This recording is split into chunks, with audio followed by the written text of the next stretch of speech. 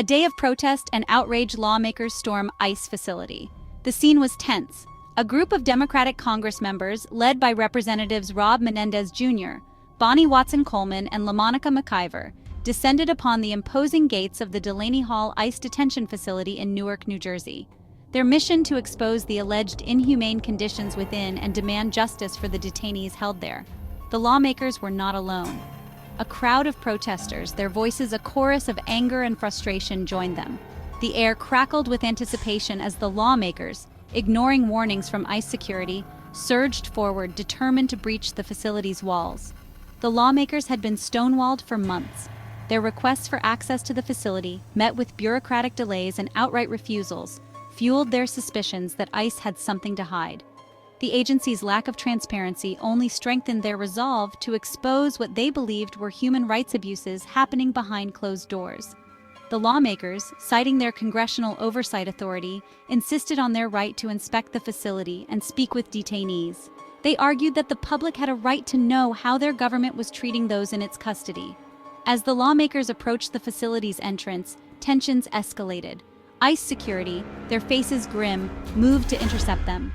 The protesters, their chants growing louder, formed a human barrier, determined to protect the lawmakers and prevent ICE from blocking their entry. The lawmakers, undeterred, pressed forward, their voices rising above the din, demanding to be let in. They accused ICE of operating in secrecy, of violating the rights of detainees, and of obstructing justice.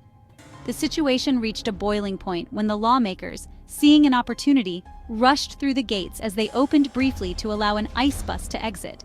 The crowd surged forward with them, their chants echoing through the facility's grounds. Chaos ensued as ICE security, caught off guard, struggled to regain control. The lawmakers, now inside the facility's perimeter, continued their demands for access, their voices echoing through the compound, a beacon of hope for the detainees trapped within. Inside the facility's grounds, the confrontation continued. The lawmakers, their voices echoing through the hallways, demanded access to the detention areas. They wanted to see firsthand the conditions detainees were subjected to and hear their stories. They argued that transparency was essential to ensure accountability and prevent abuses. ICE officials, however, stood firm, blocking the lawmakers' path and refusing them entry. The lawmakers, undeterred, continued to press their case. They cited reports of overcrowding, inadequate medical care, and abusive treatment of detainees. They demanded access to records, interviews with detainees, and a thorough investigation into the allegations. They argued that the detainees, regardless of their immigration status, deserved to be treated with dignity and respect. The situation grew increasingly tense as the lawmakers, frustrated by ICE's refusal to cooperate, refused to back down. They accused the agency of operating with impunity, of violating the Constitution, and of undermining the rule of law. The protesters outside, their chants now a steady drumbeat, echoed the lawmakers' demands for justice. The lawmakers' actions, broadcast live on cable news, sent shockwaves through the political establishment. Supporters praised their courage and commitment to holding ICE accountable, while critics accused them of grandstanding and inciting violence. The incident quickly became a flashpoint in the national debate over immigration, highlighting the deep divisions and raw emotions surrounding the issue.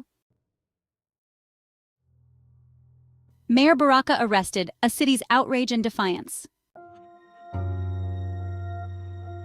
Section 4. A system under fire. Criticism mounts against ICE and GEO Group.